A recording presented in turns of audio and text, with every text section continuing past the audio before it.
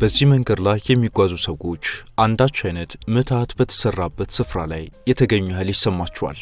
አንዳንዶች መኪና ይዘው በዚህ መንገድ ሲያልፉ በሰፊው ባህር ብንገባስ የሚል ፍርሃት የወለደው ስጋት እንደሚሰማቸው ቢያነሱም ቦታው ግን ለሚጓዙበት ብቻ ሳይሆን ተአምሩን አይተው ለመመስከር የሚፈልጉ በርካታ ቱሪስቶችንም ሳይቀር ከዓለም ሀገራት የሚጠራው ሆኗል።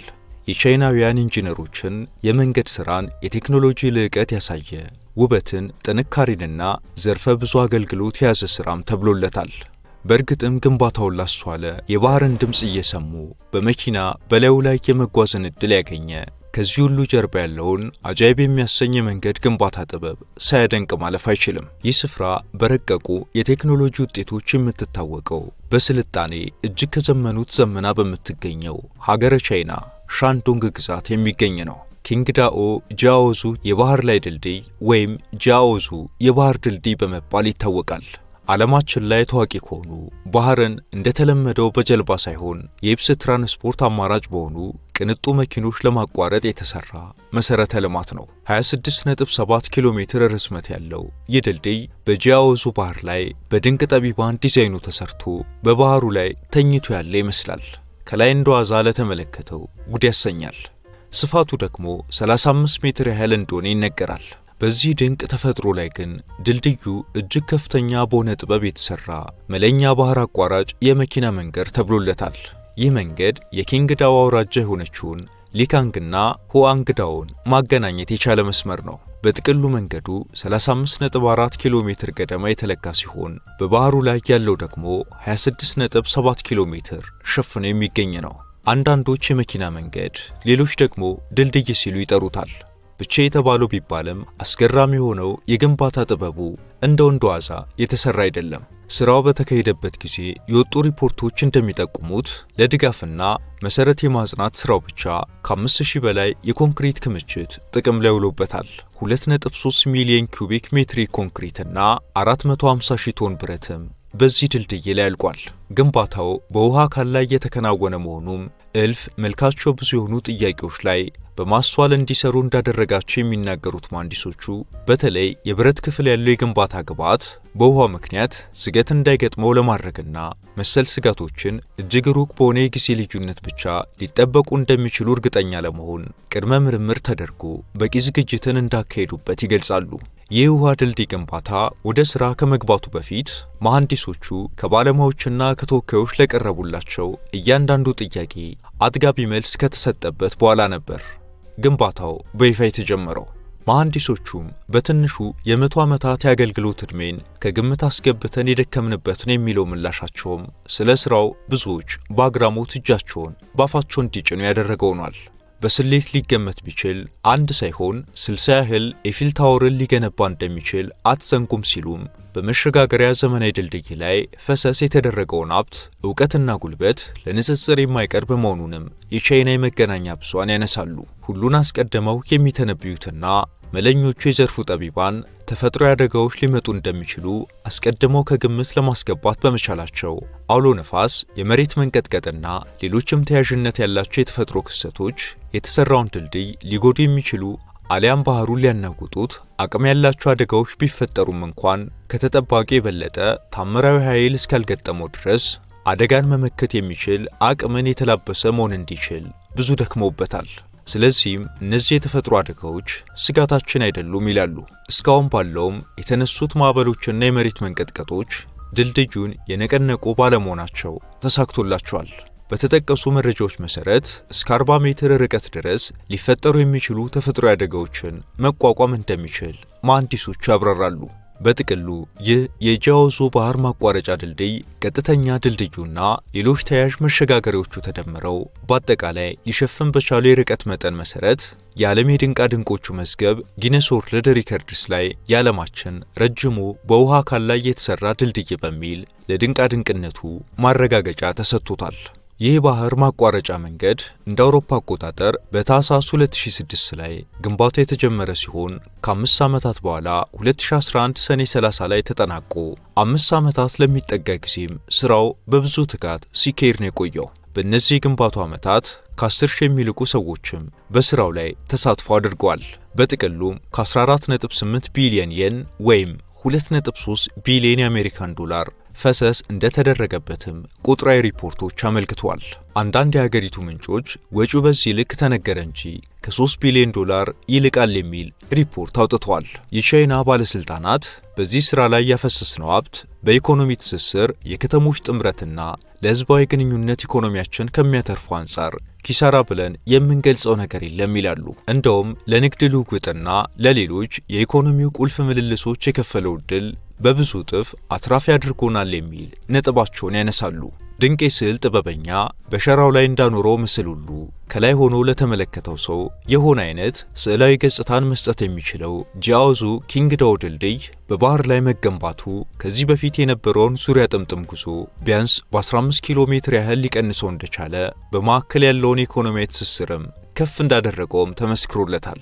ድልድዩ በ33.5 ሜትር ስፋት ላይ የ6 ተሽከርካሪዎችን ፍሰት የሚያስተናግድም ነው። ግንባታው የተሰራበትን የጥራት ደረጃና ሰርቶ ለማጠናቀቅ የፈጀውን አጭር ጊዜ በማንሳትም በቻይና የመሰረተ ልማት ማስፋፊያ ታሪክ ውስጥ እንደ አንድ ትልቅ ስኬት የሚታይ እንደሆነ ይነሳል። ገና መንገዱ ተመርቆ አገልግሎት መስጠት ከመጀመሩ በተቀመጠው ግምት መሰረት በቀን እስከ 30,000 ተሽከርካሪዎች ይስተናገዱበታል የሚል ሪፖርት ቀርቦ የነበረ ሲሆን በመጀመሪያው የድልድዩ ወይም የውሃ ላይ ልዩ የመኪና መንገዱ በአማካይ 13900 ተሽከርካሪዎች ይጓዙበት ነበር። እንቅስቃሴው ከፍ በሚልበት ጊዜ ደግሞ ቁጥራቸው እስከ 25000 የሚደርስ እንደነበር ተዘግቧል። ታዲያ ውሎ እያደር የመንገዱ አስተማማኝነት ላይ እምነት ማሳደር ሲጀመር የፌስቲቫሎች መብዛትና ለኢኮኖሚ ትስስር መጨመር ምክንያት የሚሆኑ ጉዳዮች መብዛታቸው የተጓዦችን ቁጥር በብዙ እጥፍ እንደጨመረው ተጠቅሷል። በቀን 30,000 መኪኖችን ያስተናግዳል ተብሎ የታሰበው ድልድዩ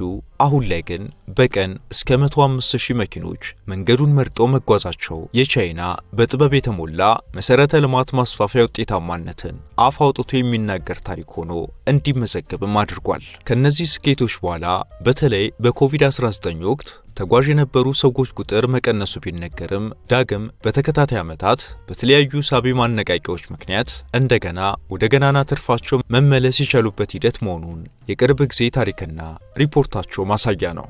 በተለይ በ2025 በኪንጋዶ በተካሄደው የዓለም አቀፍ የቢራ ፌስቲቫል ላይ በቀን ውስጥ የመኪኖች ፍሰቱ ከ123,000 በልጦ እንደነበር ለማወቅ ተችሏል። በተለይም የሁዋንጋዶ የኢንዱስትሪ መንደሮችና የወደብ ሥራ በእጅጉ ያገዘ ነው የተባለለት ይህ የተሽከርካሪዎች ልዩ ድልድይ አስቀድመው ተጀምረው ለነበሩ የንግድ ትስስር ምክንያቶች ጥሩ አማራጭ ሆኖ በመምጣቱ ይህን ትርፍ በቀላሉ ማግኘት ተችሎበታል የሚሉ አስተያየቶችም ተሰጥተውበታል። አዳዲስ የንግድ እንቅስቃሴዎች እንዲጀመሩ ከሰፊው ባህር ማዶም ብዙ የሪል ስቴት ግንባታዎች ታሳቢ እንዲደረጉ በማድረግም የትም ቦታ ላይ አዲስ ሕይወት መመስረትን፣ ደማቅ የሥራ ድባብ መፍጠርን እንዴት ማቅለል እንደሚቻል ለዓለም ያሳየ ከሆኑ ፕሮጀክቶች አንዱ ሊባልለት ችሏል። እነዚህ ሁሉ የስኬት ታሪኮች ከዚህ ውበትን ስጋት ከሌለው መዳረሻ ጋር አጣምሯል ለተባለው ድልድይ የሚጠቀሱ ቢሆንም አንዳንድ የቻይና የመገናኛ ብዙሃን ግን ድክመት ያሏቸውን ጉዳዮችም በይፋ አጋርተዋል። እነሱ ባወጧቸው ዘገባዎች መሰረት የድልድዩ የመገንባት ሐሳብ ጠንሳሾች የቻይና ኮሚኒስት ፓርቲ አባላት የነበሩ ግን ደግሞ በሙስና ተጠርጥረው ከስልጣናቸው የተነሱ ባለስልጣናት ናቸው ይላሉ። ይህ ደግሞ ከጀርባ አንዳች አይነት ራስን የመጥቀም ስሌት ሊኖርበት ይችላል የሚል ጥርጣሬ እንዳጫረባቸው ያነሳሉ። 2011 ላይ ለአገልግሎት ክፍት ሆኗል በተባለበት ጊዜ ድልድዩ አንዳንድ ጥንቅቅ ብሎ አልቋል ለማለት ይቸግሩ የነበሩ ክፍተቶች እንደነበሩበት ያነሳሉ። ከፊሉ የድልድዩ መንገድ ከመብራት ገጠማ ጋር በተያዘ መጓተቶች እንደነበሩ፣ ይህ ደግሞ ሊኖር ከሚችሉ አደጋ አንጻር ትልቅ ስጋትን ይዞ እንደመነሳት ነው በሚል ትችቶችን ሲሰነዝሩ የነበረ ሲሆን በወቅቱ ለ9ኛ ጊዜ ይከበር ለነበረው የቻይና ኮሚኒስት ፓርቲ ክብረ በዓል የመኪኖች መሸጋገሪያ ድልድዩ ምርቃት አድማቂ እንዲሆን በመፈለጉ የተደረገ ውክቢያ ነው በሚልም የሰላ ትችትን የሰነዘሩበት አልታጡም ነበር። በእርግጥ ለዚህ ትችት የኪንግዳኦ ከፍተኛ ባለስልጣናት ምላሽ ሰጥቶ የነበረ ሲሆን እርግጥ ምልከታቸው ከፊል ትክክለኛነት አለው ብለዋል። ምክንያቱም እንደተባለ ሁሉ ለመኪኖች መንገዱ ክፍት በሆነበት ጊዜ አንዳንድ የመብራት ገጠማ ስራዎች ይቀሩን ነበር ሲሉ የማረጋገጫ ቃላቸውን ሰጥተዋል። ግን ቢሆንም ይላሉ እነዛ ቀርተውብን የነበሩ የገጠማና ማስተካከያ ሂደቶች እንደተባለው ስጋትን የሚያጭሩ ሳይሆኑ ቀላልና በሂደት ሊስተካከሉ የሚችሉ በመሆናቸው ነው መንገዱን ያለ ስጋት ክፍት ያደረግነው ሲሉ ማሰባቢያ ለመስጠት ሞክሯል። ከዛም አልፎ መንገዱ ክፍት ከተደረገበት ጊዜ ጀምሮ ከመሰረተ ልማት መጓደል ጋር በተያያዘ የደረሰ አንዳችም አደጋ ለመኖሩ እኛን ተወቃሽ ያላደረገን ጥሩ ብርታታችን ነው የሚሉ ምላሾችን ተከታታይነት ባለው መልኩ ሰጥቷል። የኔ ግንባታ ውጤት ደግሞ በሌላ ጽንፍ የተመለከቱ የተፈጥሮ ሀብት ተሟጋቾችም ዝርዝር ሐሳባቸውን በሪፖርቶች አጠናክሮ አቅርበውበታል። እነሱ እንደሚሉት ከሆነ ደግሞ በ2011 የተጠናቀቀው የድልድይ ግንባታ በጸደይ ወቅት የውሃ ማዕበል በሚከሰትበት ጊዜ የማዕበል ለውጦች ላይ አዎንታዊም አሉታዊም ተጽዕኖዎችን አሳድሯል ይላሉ። በሪፖርታቸው ላይ እንደገለጹት ሰፊው ባህር ላይ ያለውን የማዕበል ተለዋዋጭነት ቀይሯል። ይህም በዋነኛነት በውሃው ፍሰት ላይ የድልድይ ምሰሶዎች በመዘጋታቸው ምክንያት የተፈጠረ ነው ይላሉ። የማዕበሉ ፍሰት ፍጥነት በድልድዩ ሰሜናዊ ክፍል ላይ ተሻሽሏል የሚሉ ሲሆን በደቡብ በኩል ደግሞ ሊዳከም ይችላል የሚል ግምት አላቸው። ይህ ደግሞ ራሱን የቻለ ጥሩ ያልሆኑ ጎኖች ያሉት ነው ይላሉ። ምክንያቱም ለውጡ በባህሩ ላይ ያልተመጣጠነ የሃይድሮዳይናሚክ ሁኔታዎችን ያስከትላል። እነዚህ የማዕበል መጠን ለውጦች ደግሞ ለሚፈጠረው ደለል ሌላ መልእክት አላቸው። ከ2003 እስከ 2014 ከግንባታው በኋላ የተደረጉ ምልከታዎች ከድልድዩ በስተሰሜን የበለጠ ሻካራ የባህር ወለል ድልድይና በደቡብ በኩል ደግሞ ጥቃቅን ደለሎችን ያሳያሉ ብለዋል በትንተናቸው። እነዚህ ደግሞ ለባህሩ ሕይወት ፈታኝ የሆኑ ብክለቶችን ሊያሳድሩ የሚችሉ ናቸው የሚሉት ሙያተኞቹ ሰፊ ሳይንሳዊ ማብራሪያዎችንም ያስቀምጣሉ። ይህ በዝርዝር ግንባታው ከተከናወነ በኋላ የታዘብነው ክፍተት ቢሆንም ለተፈጥሮ ጥበቃና ማስተካከያ ተብሎ የተወሰደ መፍትሄ ወይም የማቻቻያ እርምጃ ለመኖሩ ግን ትልቅ መዘናጋትን የሚያሳየን ነው የሚል ሐሳባቸውንም ከማቅረብ ወደኋላ ላሉ።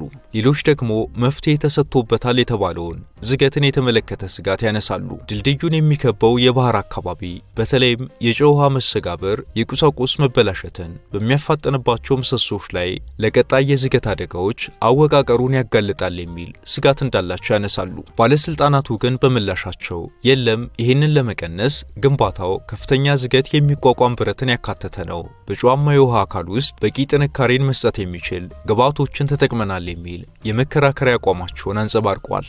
ከ2019 እስከ 2024 ያለው የክትትል መረጃ በድልድዩ ቦታ ላይ በቀጥታ መስመራዊና ወቅታዊ የውደት መሸርሸር ሂደቶችን ያሳያል። ለዚህም ቅድመ ጥንቃቄ የተሞላበት የአደጋ ግምገማና የጥገና መርሃ ግብርን አመቻችተናል። ቀጣይ ጊዜያትን ብዙ የምናተርፍበት የእጆቻችን የጥበብ ውጤት ነው በሚል የድንገተኛ ጊዜ ፍተሻና ክትትሎች ቡድን ለስጋቶች ሁሉ እጁን አጣጥፎ የሚቀመጥ እንዳልሆነ፣ ስራውን በቀጣይ ትርፉ እያበበ ጥቅሙም እያደገ የሚመጣ እንደሆነ ያነሳሉ።